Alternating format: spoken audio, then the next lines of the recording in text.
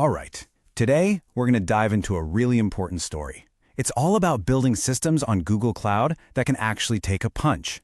And, more importantly, how to sidestep those common traps that can lead to some truly catastrophic failures.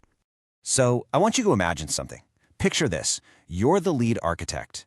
Your most critical app, the one the entire business runs on, is just gone. It's down. What do you do? Where do you even begin? This isn't just a hypothetical. For one team, this was a very, very real and painful night. So the story kicks off at 3:15 in the morning, of course. Pagers are screaming, phones are blowing up. A single Google Cloud zone, you can just think of it like one building in a data center campus, has a problem. But somehow, that one issue has managed to take down your entire application. The pressure is on, and literally every second of downtime is costing you money and your users' trust. Okay, so after hours of just frantic work, the system's back online. But the real work? That's just getting started. It is time for the post-mortem.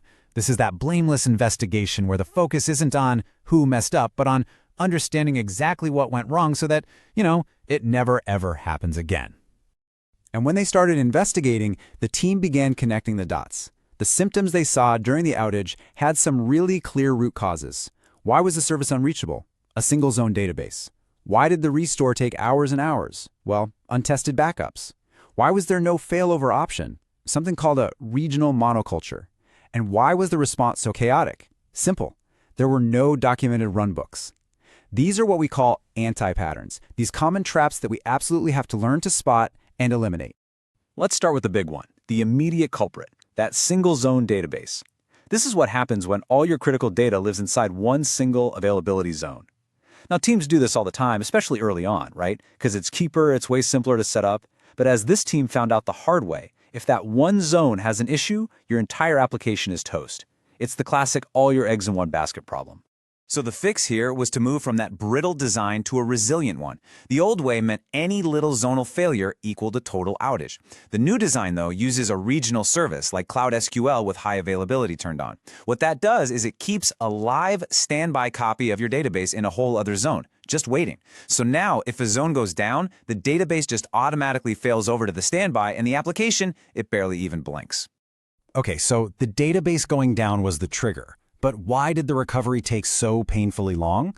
Well, that brings us to anti-pattern number 2, untested backups.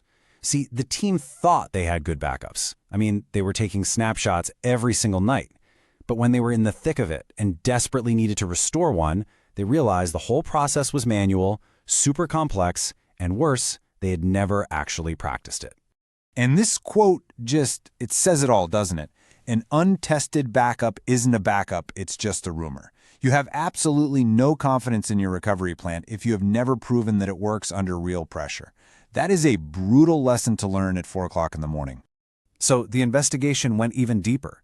They realized that even though they had services spread across multiple zones, their entire operation, every piece of it, was concentrated in a single GCP region. We call this a regional monoculture. Now, it protects you from a single data center failing, sure, but what happens if there's a bigger region-wide event? Like a major network outage or a natural disaster? They had no answer, no plan B. And finally, you get to the human element. No runbooks. When the outage hit, there was no documented plan, no checklist. Who do you call? What's the very first step? How do you even know if the fix is working? Without a script to follow, the team was just improvising in the dark, and that led to confusion, mistakes, and so much wasted time. So, that postmortem was brutal, but it was absolutely necessary. And now we get to the really powerful part of the story, the rebuild. It's time to take those painful, hard-won lessons and forge them into a truly resilient architecture. Okay, priority number 1, you have to hunt down and eliminate every single point of failure. That means doing a full audit of your architecture, finding any service that's tied to just one zone and migrating it to a regional equivalent that's designed to survive a zonal outage. And then you automate the health checks so that failover happens instantly without needing a human to wake up and push a button.